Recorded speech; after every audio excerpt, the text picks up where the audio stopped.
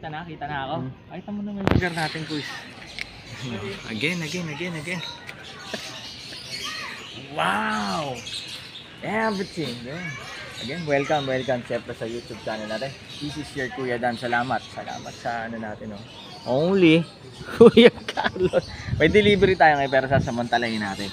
So again, this is your Kuya Dan. Kung first time mo sa YouTube channel natin, sa Facebook natin, may TikTok na rin tayo. Share mo yung mga videos natin para at least kung meron tayong mga bagong videos.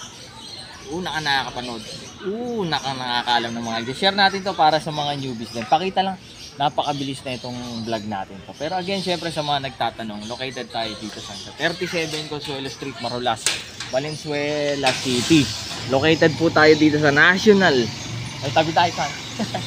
National Capital Region. Kasi sa mga nagtatanong saan, kala nila sa province tayo. Pero nagdi-deliver tayo dyan, Visayas, Mindanao, buong Luzon. Basta kayang takbuhin, kayang liparin. Dito po tayo sa Metro Manila. So, anytime, Monday to Saturday, pwede po yung dumapo rito. 8 AM to 8 PM. Para at least makapagkapi-kapi tayo. Saan? Pakita natin. Kasi may delivery kami ngayon. So, mga maraming nagtatanong. Pinapakita natin palagi yung sikreto ng Zesto Box. So, papakita lang natin paano tayo mag-deliver kung hindi natin nilalagay sa carrier cage. So, ito, meron tayong biyaheng Villamor. Meron din tayong biyaheng Pasay ito. Tapos malapit lang naman sa Caloocan naman. Pero pakita natin saan. Paano tayo magpa-deliver. Ito, di-deliver natin ito sa. Marami tayong stock ng Zesto Box. So, dito natin nilalagay pero tama naman yung ventilation niya. So, parang ganito yung mangyayari. Kita natin. Ito, bumili tayo ng screen. So, gumugupit tayo ng screen dito. Bilangin natin. 2, 4, 6, 8. Yan. So, hindi tayo naglalagay sa ano. Kasi yung iba, nagre-request yung client natin na i-box na lang natin. Pero usually, ganito. Tapos binubutasan natin siya ng ganyan. Tapos ang kalalabasan niya, magiging ganito. Safe to. Bakit? Kasi pag binutasan natin yung Zesto Box, although hindi pa naman tayo natatakasan, ano ba, binutasan natin yung Zesto Box dito ng, sige, pakita natin. Ano ba, binutasan natin na ganito sana. Pwede naman yan, pag ganyan. Pag binutasan natin ng ganyan, pwedeng tukain, pwedeng mabutas. Lalo na kung may biyahe niya, medyo. May mga ganun lalo na yung mga babae. Pagka-deliver mo, makakawala na. So ito, at least makikita mo, mag-visualize mo agad siya. So parang ganito yung mangyayari sa. Wow, tingnan mo itong tropa natin kakatail. Diba? So ito, biyaheng to. Caloocan. So ganyan magiging So nakakahinga ba? Oo. Less stress ba? So ano natin? I-consider natin may stress pa rin pag babiyahe. Siyempre, maalog-alog. Pero, at least, ganyan siya. Safe na safe. Parang ganito sa. Ganyan na. So ilalagay natin to. Lagay na natin tong kakatail natin. Ito actually tamed natin to, Kuis. Tingnan mo naman, di ba? Uy, baka makakawala pa. Hindi. Sorry.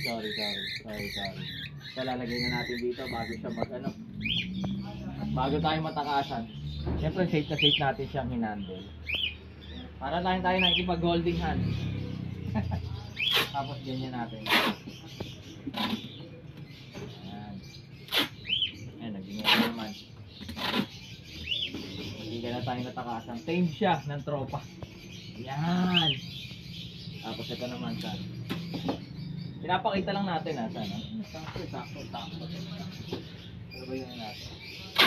Again, siyempre. Kung first time mo dito sa YouTube channel natin, subscribe ka para at least kung meron tayong mga bagong video nakatulad nito, una ka nakakapanood. Ayan, hindi na hirap na silang magbutas yan. Sakto yung hangin. Yan, ganito yung sikreto ng Zesto Box. So yan. Sapa. Dinodoble natin yung siyempre, ang mga nagdi-deliver sa atin, kung nakita nyo, mga personal delivery natin. Yan, katulad ni Kuya Carlos. Mga pinsan natin. So, usually, Pag within Metro Manila, nagdi-deliver tayo ng Bulacan, Cavite, Laguna, buong Metro Manila. Nakyat na rin natin ng Quezon, Batangas. Mga pinsan natin nagdi-deliver. Para at least safe na safe. Ayan. Para tayo nakikipag-holding hand. So, walang nasaktang animal. Ayan, pumapalag pa. Ingat lang kapakpak ha. Ito yung mga isasuggest ko. Kung magpapadala kayo ganito, usually maganda sa loob kayo ng bahay magbalot. Kasi para iwas baka. Yan. So, ipapadala natin. Yan, no? Para hindi malito si pinsan, iaano natin yan. Babalutin natin ng maayos na maayos. Again, syempre maraming salamat sa pagtitiwala sa Dan Cebu. Nanda po kayo rito. Located po tayo dito sa Valenzuela. Again, salamat sa pinsan natin yun, no? Kuya Carlos. Again, thank you so much ha. God bless sa lahat, son. Lagi nilang tatandaan. Mas masaya ang buhay. Ibon sa bahay. God bless sa lahat. Bye-bye. See you, no? Wow.